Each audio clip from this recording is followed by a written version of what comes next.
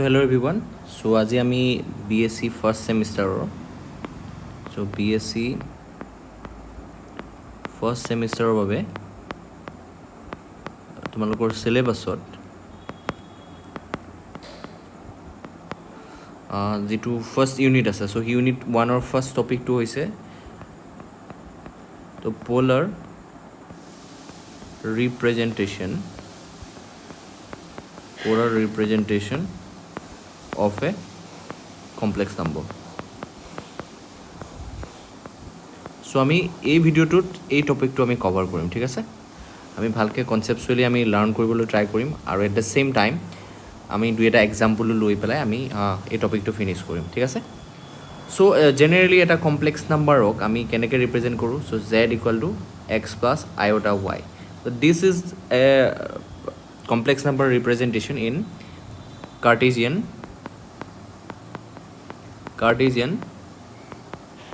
coordinate system right so jot ami x to ko to real part of z boli bole aru y to ko imaginary part of z ঠিক আছে তো ইয়াক আমি Cartesian coordinate system ত আমি কেনেকৈ represent কৰোঁ so this can be represented in Cartesian coordinate system as so আমি কেনেকৈ ৰিপ্ৰেজেন্ট কৰোঁ so মই coordinate system to draw কৰি লৈছোঁ ফাৰ্ষ্ট okay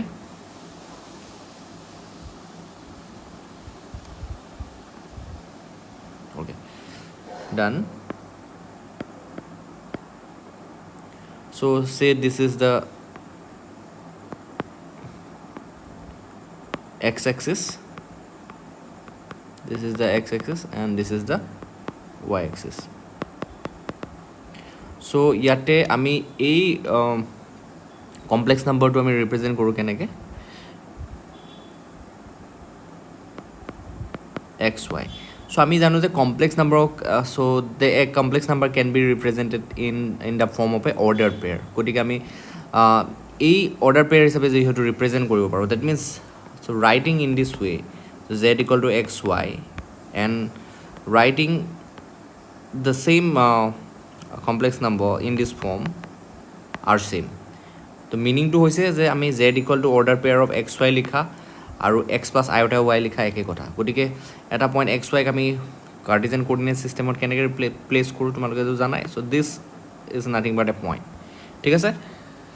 ওকে তো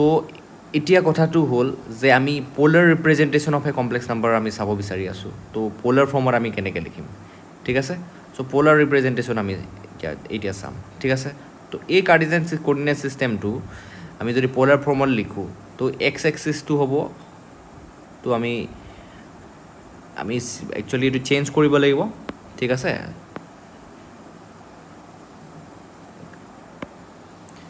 to moi lob erase kori disu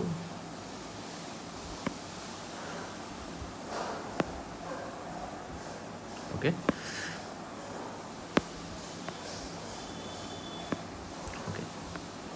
so ebar ami jetia polar coordinate system ot jam to ami x axis to ki likhim r bili represent korisu aru yak theta y axis to ami theta bili represent korisu thik ase tetia ami hi same point to ami keneke likhim thik ase so same point to ki hobo r theta form ot ahibo p r theta form ot ahibo etia swa this is what r and this is nothing but the distance from the origin আমি যদি এটা perpendicular draw কৰো ইয়াতে this is the perpendicular okay যদি আমি পাৰপেন্ডিকুলাৰ draw কৰো so এইখিনি কি হয় সো x ৰিপ্ৰেজেন্ট কৰে আৰু এই লেংথটোৱে কি ৰিপ্ৰেজেন্ট কৰে y ৰিপ্ৰেজেন্ট কৰে so this is nothing but a right angle triangle আৰু right angle triangle আমি জানো কি trigonometric ratio ইউজ কৰিব পাৰো ঠিক আছে তো রেশিও ইউজ করি আমি x ভ্যালু তো যদি উলিয়াও আমি cos থিটা কি জানো সো cos থিটা ইজ নাথিং বাট b/h তো ইয়াৰ পৰা আমি ইয়াৰ b ভ্যালুটো হয় x আৰু h এর ভ্যালুটো হয় r সো দেয়ারফর x এর ভ্যালুটো কিবা পাম আমি r cos থিটা তো ইয়াতে কি হ'ব x = r cos থিটা আৰু y ভ্যালুটো কি হয় তো sin থিটা যদি আমি ইউজ কৰোঁ ট্ৰিগোনোমেট্ৰিক তো p/h হ'ব তো ইয়াৰ পৰা আমি এই p ভ্যালুটো will be equal to what y and this is nothing but r sin theta okay okay so' এইখিনি হৈ গৈছে আমি এক্সৰ ভেলু পালোঁ ৱাইৰ ভেলু পালোঁ ৱাই ভেলু কি হয় r sin থিটা হয় ঠিক আছে এতিয়া তোমালোকে ইয়াতে এটা কথা দেখা পাইছা তো আমি এটা ৰিলেশ্যনশ্বিপ এষ্টাব্লিছ হোৱা দেখা পাইছোঁ চ' ইন বিটুইন কি এক্স আৰু r আৰু থিটাৰ মাজত চিমিলাৰলি y আৰু r আৰু থিটাৰ মাজত এটা ৰিলেশ্যনশ্বিপ এষ্টাব্লিছ হোৱা আমি দেখিব পাৰিছোঁ ঠিক আছে তো this is the nothing but the polar representation of a complex number তো এটা কমপ্লেক্স নম্বৰক আমি পোলাৰ ফৰ্মত কেনেকৈ লিখোঁ চ' গতিকে আমি সেই কথাটো যদি আমি চাবলৈ যাওঁ তো ইয়াৰ পৰা আমি কি পাম তো z equal two in polar form আমি কমপ্লেক্স নাম্বাৰটো কেনেকৈ ৰিপ্ৰেজেণ্ট কৰিম চ' ইন কাৰ্টেছিয়ান কোঅৰ্ডিনেট ছিষ্টেমত আছিলে x z equal to x plus iota y so' in polar form so' it will be transform to what এক্সৰ লগত জেগাত আমি কি লিখিম r cos theta plus y জেগাত কি লিখিম r sin থিটা চ' ইয়াৰ পৰা আমি যদি rটো কমন লওঁ ইয়াৰ পৰা কিমান পাম r cos theta plus iota sin theta so' that is the polar representation this is the polar representation of the complex number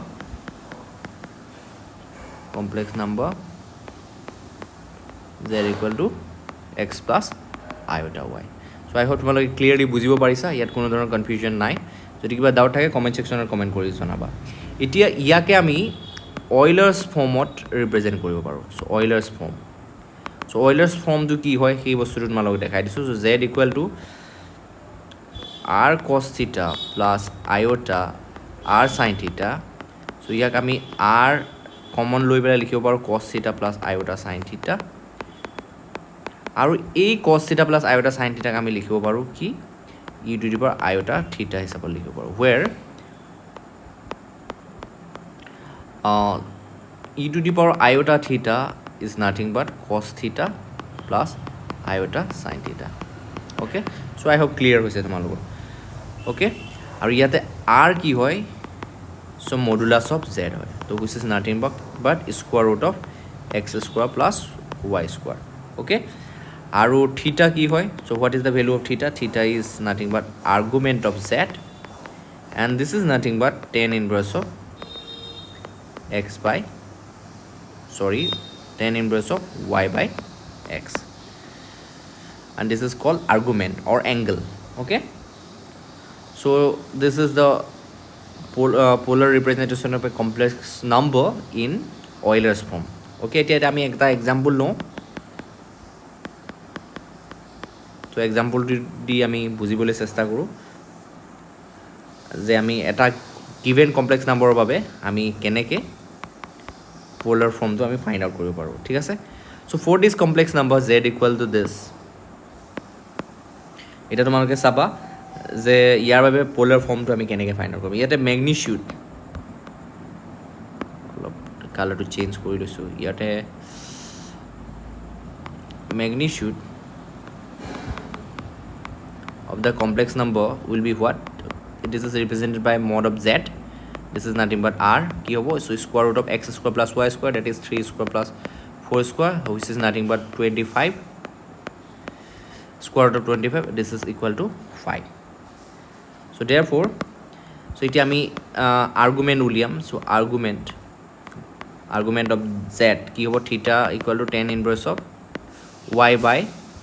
x the y value kiman hoy 4 by 3 so approximately কিমান হ'ব 53.13 degree ঠিক আছে এটা polar ফৰ্মত কি হ'ব so the required polar form of this complex number will be so polar ফৰ্মটো কি হ'ব সো z ইকুৱেল টু কি হ'ব 5 সো পোলাৰ ফৰ্মটো লিখো কেনেকৈ z equal to r cos theta plus iota sin theta so in this format আমি লিখো so z equal two কি হ'ব 5 into cos theta means 3.13 degree or 0.9 ৰেডিয়ানছ হ'ব ৰেডিয়ানছত আমি যদি কনভাৰ্ট কৰোঁ চ' এইবোৰ শিকিছা তোমালোকে আগতে তো কছ আমি ডাইৰেক্টলি এনেকৈ লিখি ৰাখিলেও হ'ল কছ থিটা ভেলুটো কি লিখিম আমি 0.93 লিখিম আয়তা কি লিখিম চাইন 0.93 চ' এনেকৈ লিখি ৰাখিলেও হৈ যাব ডান ঠিক আছে so' in this way you can basically find out the argument the polar form of a complex number তো পলাৰ ফৰ্ম উলিয়াবলৈ কাৰণে চ' জানিবই লাগিব চ' মেগনিচিউড ওলাব জানিব লাগিব তো আৰ্গুমেণ্টটো ওলাব জানিব লাগিব চ' এইখিনি ইম্পৰ্টেণ্ট ইনফৰ্মেশ্যন চ' এইখিনি কালেক্ট কৰি তোমালোকে এটা গিভেন কমপ্লেক্স নাম্বাৰৰ বাবে তোমালোকে পলাৰ ফৰ্ম ফাইণ্ড আউট কৰিব পাৰিবা ঠিক আছে তো আজি ভিডিঅ'টো ইমানতে সমাপ্ত কৰিছোঁ চ' ফাৰ্ষ্ট টপিকটো খতম হৈছে আৰু কিছুমান আমি এক্সাম্পলছ ল'ম ইয়াৰ পাছতো যাৰ জৰিয়তে তোমালোকে এই বস্তুখিনি আৰু ভালকৈ বুজিব পাৰিবা ইয়াৰ পাছত আমি ষ্টাৰ্ট কৰিম কি De Moivre's theorem. So in the next class we are going to study about De Moivre's theorem. Okay.